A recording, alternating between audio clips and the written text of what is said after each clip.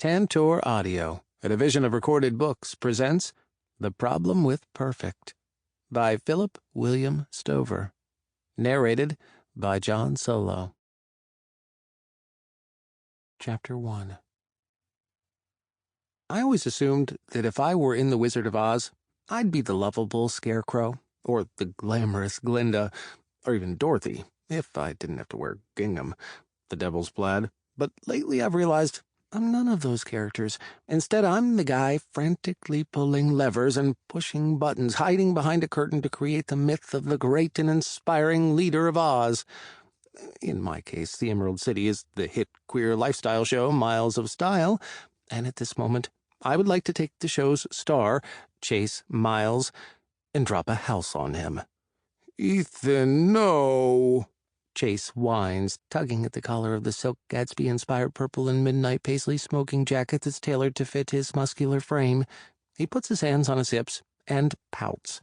It would be hard for most people to tell if he's pouting, since his lips have a natural plumpness that's part of his overwhelming physical appeal. "Chase, what's wrong now? Can we just get through this segment today so that the staff and crew can go home before their grandchildren graduate college? It's one thing to torture me. As the executive producer, that's part of the job description, but many talented people work very hard to make the show a success.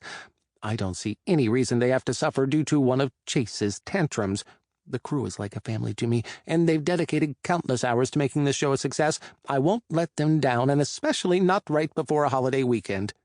"Ethan, I want you to come over here and put this in your mouth." He picks up a delicate piece of prosciutto that has been folded into the shape of a rook, ruining the chess-inspired charcuterie board that the food stylist spent hours on. Everyone on the crew, from Tina, my small and tightly wound assistant, to Mike, the lead cameraman and former UFC fighter and war veteran, looks petrified. "What's wrong with it, Chase?"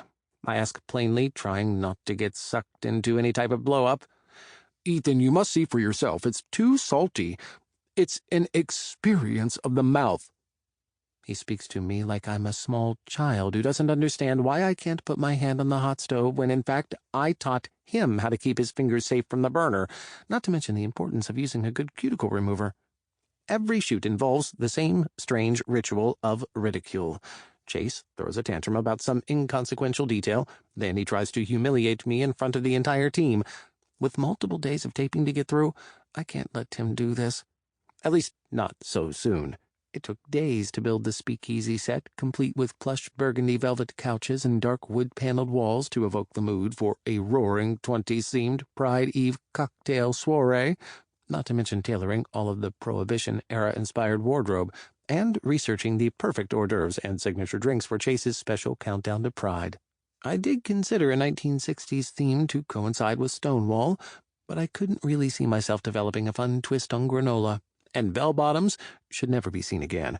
So we landed on lush deco decadence for this segment, but it's taken longer than I anticipated. Not to mention, there's still social media shoots and B-roll segments for the live telecast to get in the can. I assumed in the days before the Pride Parade Chase would be a complete nightmare, but I hoped we could end day one with him as a tameable beast. We just finished cleaning up the cantaloupe he spit out on the couch after proclaiming it was too ripe, and now he's an expert in cured meats, despite not knowing the difference between bologna and pastrami. In fact, I have tasted this brand of prosciutto, and it's fine. It lacks some of the nuance of imported artisanal brands, but oh, Mama, That's Italian Inc. is a significant sponsor, and the network overlords have made it clear that we are to feature their products. I would never promote a product that's beneath my standards. Unfortunately, I don't always get to decide where the bar is set, and that part of the job is almost as stressful as dealing with the petulant prima donna in front of me. Chase repeats, "Ethan, I want you to put this in your mouth."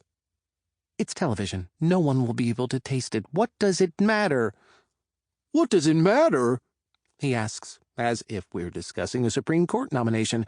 Then Chase slowly and deliberately takes off the black apron we had altered to make his lithe yet muscular body even more alluring to viewers, and dramatically lifts it in the air before throwing it down. He pushes his jet black bangs with purple highlights away from his eyes and behind his ears. I'll have you know, Chase Myles stands for something. People look up to me. Young people. I'm a queer role model like Ellen DeGeneres or Harley Milk. I will not compromise. I wonder if he tells people he rides a Harvey. I don't have time to give Chase yet another lesson in gay history. Yes, you are the Harley Milk of fashion, food, and culture. A gay Marie Curie who can plan a swinging party. Can we just please get this next shot? The set is silent. The often boisterous crew is frozen like some evil queen has cast a spell on them. And perhaps one has. I stare at Chase and he stares back at me. Neither of us moves an inch when his tinted purple bangs fall from behind his ear. The tension couldn't boil faster if it were set on an induction cooktop. I look at the clock. In about 20 minutes we will have to pay overtime, and we still have 3 shots left. Even an hour of overtime can throw the production budget into a tailspin. To be honest, I would much rather sit here and have a conversation about the relationship between salt and fat in Italian meat products. But when you're on a successful show, the higher you go in the production, the further you get from the content. Sometimes I overhear a group of production assistants discussing a segment in great detail, going over the nuances of a recipe or the color palette of an outfit. And I wonder how I got so far removed from those conversations. Now, I keep things moving, meet deadlines, and make sure everything looks perfect. Should we just take it from the last mark? I ask, my voice pleading. I'm not above begging in this moment. No, he says, shaking his head. I can't work if I'm not taken seriously. He sits down on the stool behind the counter and crosses his arms in front of him. I look at my watch and see the seconds flying away and the dollar signs adding up. I've got to nip this in the bud. We have too much to do. Taken seriously, I finally respond. Are you serious right now? We're behind on shooting and over budget. If I don't get through the production schedule, there's no chance of being ready for the Pride Parade live stream, and if the live stream isn't a success, I can forget about becoming a network executive. The pressure is too much, and I explode. You hit the genetic jackpot. Being hot is not a talent. If you were a queer style icon, you would know the difference between gin and vodka. You would know that coco vin is not made with cocoa, and you would know that in 1980 the first openly gay person to be elected to public office in San Francisco was named Harvey Milk, not Harley. I've had it. For a long moment, Chase keeps his steely eyes, framed by his bi-weekly waxed brows, on me. What have I done? I just poked the bear when I should have been telling him how nice his fur looks. I know how to handle Chase. What was I thinking? The next month has too much writing on it for me to push back with Chase like this. I'm about to dial it back and take my usual approach of appeasement when Chase calls out, Tina! My assistant, who has been hiding behind the craft services table, appears. Please tell Mr. Wells that I will be in my dressing room. He walks off set, the heels of his custom Italian leather Oxfords clicking against the floor, the only sound in the studio. Tina shuffles over to me. Excuse me, Ethan? Chase said to tell you that... Tina! I snap. I am already aware of the location of Mr. Myles. Her lips quiver. I can tell she's about to cry. I'm sorry. It's not you. You know that. I'm not mad at you. I know, she says, blinking away the tears. It's just that I hate any type of confrontation. Tina, you majored in conflict resolution at NYU. I only did that because I didn't want to confront my parents. She looks down at her brown loafers. Focus, Tina. I need your help. I can't go into his dressing room alone. Why not, huh? She asks. I need a buffer, I say. With you there, we are both more likely to be on our best behavior. I walk down the hall, Tina on my heels, and knock on the door gently. Chase, can we talk? I hear him tearing around his dressing room. Usually he just does crunches or whatever calisthenics make his body so perfectly beyond human. but I don't hear the usual whoosh of air from his exhale. I knock again. Chase? Are you all right? What do you care? He shouts through the door. Of course I care. I care about getting him back to set. Mr. Myles, it's Tina Wong. We all care about you, Mr. Myles, huh? Tina, he knows who you are, I say. I know she's trying to be helpful. I suddenly hear closet doors and drawers slamming. What is he doing? Chase? I'm coming in, I warn him. I open the door, unprepared for what I see. No! I shout. No. What do you think you're doing? He's packing. He has the gorgeous ocean blue Hermes leather duffel bag I got him for Christmas last year open and perched on his makeup chair.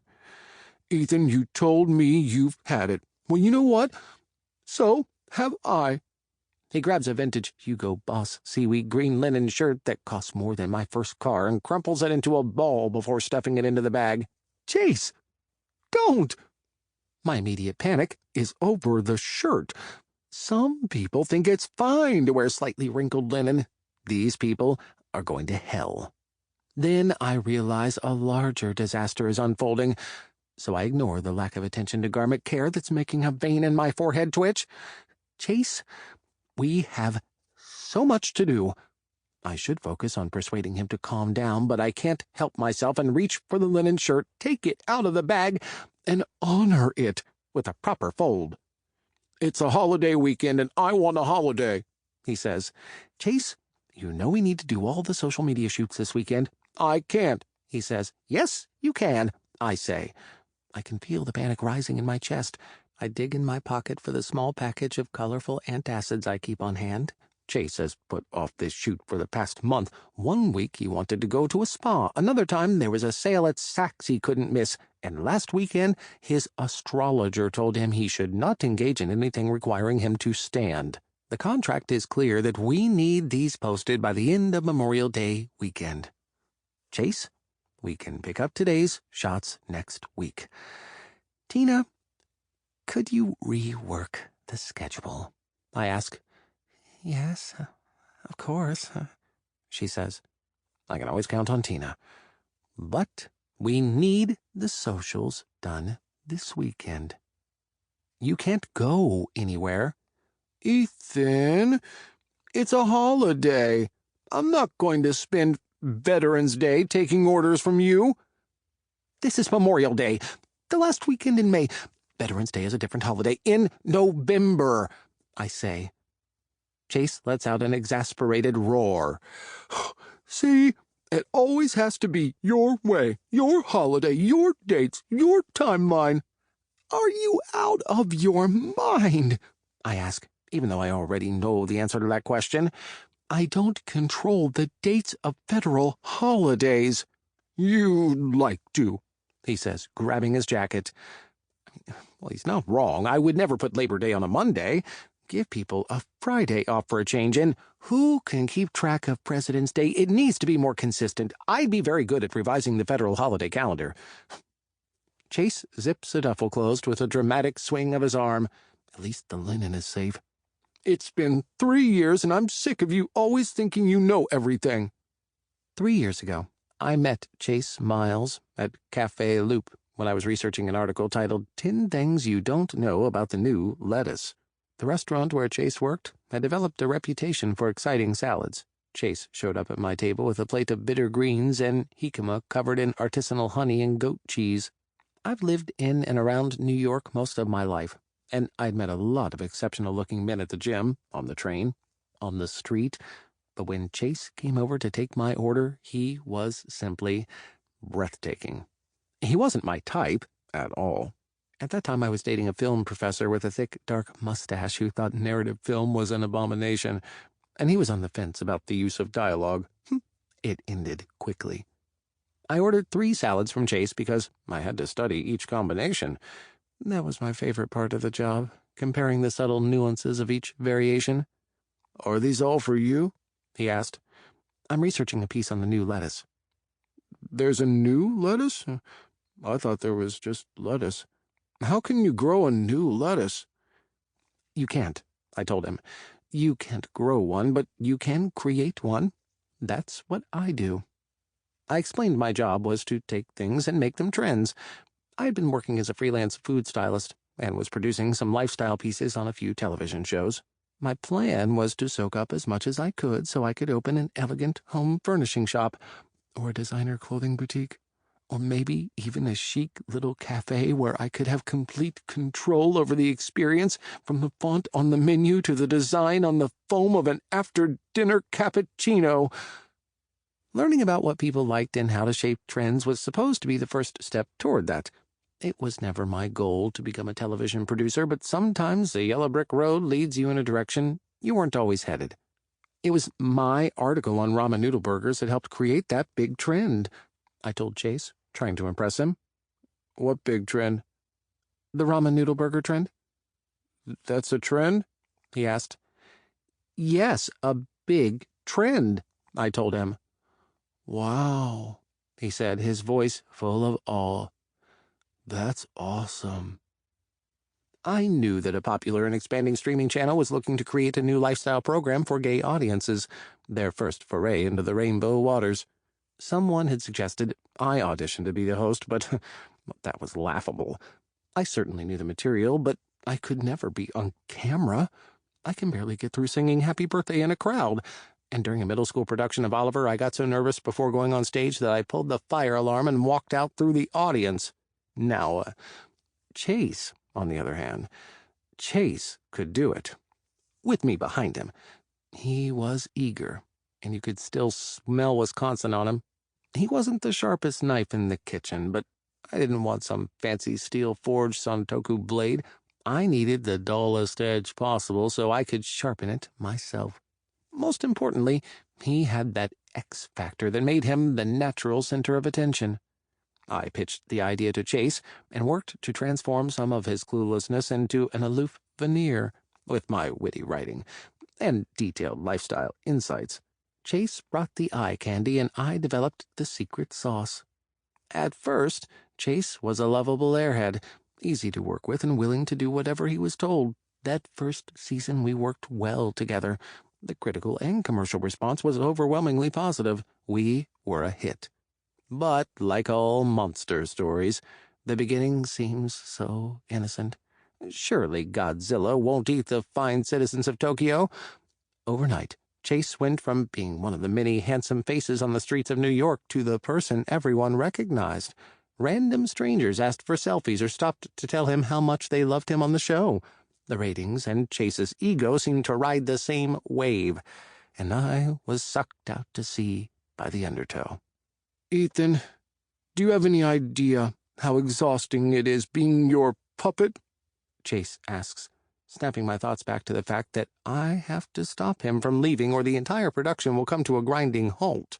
I can't wax nostalgic about a time when the most pressure I felt was where to eat that night. Chase, we have multiple segments to finish before the parade. The entire LGBTQ world will be watching your live stream in 15 different countries, not to mention you're the one cutting the ribbon. You can take a vacation the minute the parade ends, and we're on hiatus, I say, and this time my eyes stay parallel with the horizon. Do you know what I found on my face yesterday? I want to say a sailor's ass, but I refrain. This, he says, pointing to the area to the side of his eye. I don't see anything. Maybe a light freckle under the makeup. It's a stress line, and if I don't have a break, there will be another, and another, and another. When does it stop? I almost feel sorry for Chase. He's always been beautiful, but never used to give a thought to what he was wearing or how his bangs fell across his forehead. Now he's obsessed with every inch of his appearance. Chase looks down at his phone and then says, There's a car arriving in 4 to 9 minutes. I'm done. I won't stay here and have you control me. I'm not just an amazing body and a chiseled jawline. Of course you aren't, I plead. You also have great hair. It's true, his hair is like vines of thick, dark weeds that just grow and grow. Rapunzel would scratch his eyes out. Ethan! I want to do the show my way. I have ideas, too. It's been years of taking orders from you. You shut down every idea I have. I do not, I say sincerely, although of course I do. His ideas are terrible. You do? Like the segment about getting rid of wrinkles? You wanted to use a real iron on your face, I remind him. So what? I wasn't going to plug it in. We can't have millions of people ironing their crow's feet, I say. Was I supposed to budge on that one? The thought of the lawsuits and scars makes me shudder. What about my idea for the raw food segment? Raw food I am down with. Salads, dips, cold soups. You wanted to do a raw chicken and egg sandwich. I still stand behind that. The amount of protein in it was incredible. But you just proved my point. You never use any of my ideas, and I'm sick of it. I want to be appreciated for who I am, not who you think I am when you're telling me who I am, and that is not who I am. I am who I think I am. If Dr. Seuss were a Narcissus, he might have written those words himself. Chase is such a child despite being a year older than I am. Chase, I try to think of something to say to him to get him back to set and stop his tantrum, but I'm so sick of him that a part of my brain refuses to go into overdrive the way it usually does to turn things around. Goodbye, Ethan, he says. He grabs his bag and walks out the door. Tina bursts into tears. Tina, don't cry, I say, turning to her and putting my hand on her shoulder for comfort. Chase is just having one of his famous tantrums. He's had them dozens of times before. It's standard operating procedure around here. He'll come back. He always comes back, I say. Tomorrow, we will all be back at it, and this will have been forgotten. I promise. I give Tina a reassuring look. But inside, I feel like the tornado has just begun, and someone's about to drop a house on my head. Chapter 2. The next morning, I text Chase to soften things a bit and make sure he's on his way to set. I don't hear anything back, but I don't panic. He likes to make me sweat it out. Fine, I'll let him soak up all the attention he needs. I send a few more texts, but I don't beg. Chances are he's still asleep at home. I get out of bed and grab a few antacids from the bottle I keep in arm's reach. Granted, in my tiny studio, everything is within arm's reach. The sink, the fridge, the window. I never intended to stay here more than a few months, but that was more than a few years ago. I'm never here anyway, so what's the point of upgrading to a place I'd rarely enjoy? Most of my time is spent on set, shooting the show, or in meetings discussing the show. I've been told it's important to have a steady work-life balance, but that isn't an issue. I don't have a life, so there's nothing to balance. I have a steady diet of miles of style and antacids. No one ever tells you that getting to the top and staying on top are two very different games. One is an exhilarating climb. The other is a tightrope walk carrying a basket of live chickens. Instead of racing into the studio, I'm up early enough to have a physical and emotional workout. I could call my best friend Kiara, but I know she's opening her salon early so she can close early for the holiday weekend. I grab my phone and jump on the cycle I keep squashed in the corner. It's an actual exercycle from the 1970s with a fan for the front wheel, not a fancy Peloton with a screen and some Adonis telling me to be my best and reach my goals. I don't need that. I have Uncle Clams. What's wrong? He asks as soon as he picks up the phone. Nothing is wrong, I say, despite the fact that I could be minutes away from a complete breakdown, but there's no need to trouble him with Chase's latest tantrum. And I haven't even said anything, so why do you think something is wrong? I can hear it in your breathing. This is exactly how you sounded when your cousin Sheila gave her Barbie styling head that mullet haircut. Oh, please, you were more upset than I was, I say, huffing and puffing into the phone as the fan on the bike makes everything not nailed down in my apartment flutter. True, he says.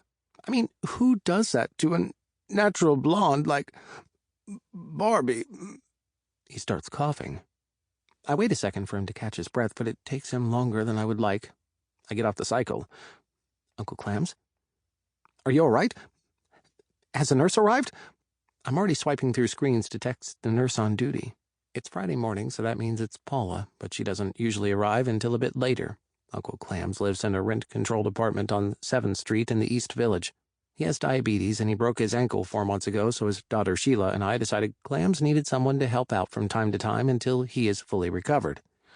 "Stop. Do not text Paula. She's already here and in the kitchen. I'm totally fine.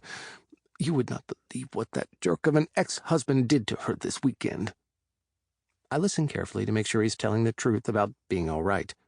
I know his entire nursing schedule and have the private phone numbers of every staff member who is part of the rotating group of home health aides we've hired. If he suffers even a moment of discomfort, they have me to answer to. The fact is, they're all sweethearts. I'm not sure if that's due to their natural dispositions or the fact that Uncle Clams makes everyone feel like they're his best friend. As he tells me about the latest episode with Paula and the fight over custody of a guinea pig named Mr. Pope she's having with her ex, I resume my workout. His voice is clear and steady, so my concern about any immediate issues abates. All my life, Uncle Clams has been a rock in my life, so seeing him struggle with his health has made me very concerned. When things were hard growing up, Uncle Clams was always the one telling me things would get better. The summer after my dad walked out, never to be heard from again, my mom let me stay with him for a week in New York City, and I was hooked. The East Village was only 60 miles from our house in suburban New Jersey, but it could have been on another planet. That summer, Uncle Clams taught me how to haggle over a piece of fish on Fulton Street, why you should always use the side entrance to the Metropolitan Museum of Art, and the importance of having a few basic, black, well-tailored staples in your closet. He showed me a world of beauty and style that existed beyond the strip malls and chain restaurants that dominated my hometown, where I felt like such an outsider. Uncle Clams showed me how to create my own perfect world, and that made me feel safe during a time when everything at home seemed out of control. I couldn't figure out why my dad left or how to stop the kids at school from calling me names, but I could find the perfect cheese dome or silk ascot, and, silly as it is, that made me feel in control and safe. I couldn't control the big things, but I could make the details of my life shiny. So, anyway, they decided to just cremate Mr. Pope, Clams says. "They killed the guinea pig?" I ask in horror as my feet slip off the pedals of the bike. "No, Mr. Pope passed months ago. They're fighting over what to do with the remains. Did I leave that part out?" he asks innocently. "Yes, Uncle Clams, you did." "Whoopsie," he says in a high falsetto. "Anyway, on to more important news. The parade is less than a month away, and I was thinking—" I get off the bike. I need both feet on the ground to have this conversation again. "I told you I'll be working the whole day. Chase is the Grand Marshal. But you're the only one who knows how to make that old heap of junk run," he says. One semester of auto repair class in high school because I had a crush on a grease monkey named Anthony DeLuca, and I'm my uncle's de facto mechanic. Ever since he came out decades ago, Uncle Clams has rolled through pride riding in a 1958 Ford Fairlane Sunliner as his alter ego, the fabulous drag queen Clams Casino. He rides perched on the back seat with his two best friends, the other members of the Giblet Triplets. They've played every gay bar from Winnipeg to Tallahassee, but the Ice Palace on Fire Island is the stage they call home. I hate the fact that I can't drive everyone down the parade route this year. Uncle Clams is more than my mom's older brother. He's both my family and my found family, which is a powerful combination. There has got to be a way to get him to the parade this year, but with producing the live stream with Chase, the ribbon cutting, and the mountain of work I have before the parade, I can't seem to make all the pieces fit. "I have to run, Uncle Clams. I'll check in later," I say. "Be careful on your ankle, please." "The doctor said I was totally healed," he answers back. "He said it was on the way to completely healing. I was at the appointment with you." "Oh, right. Which reminds me, did you ever call back that doctor? He was absolutely delicious. Sample complete. Ready to continue?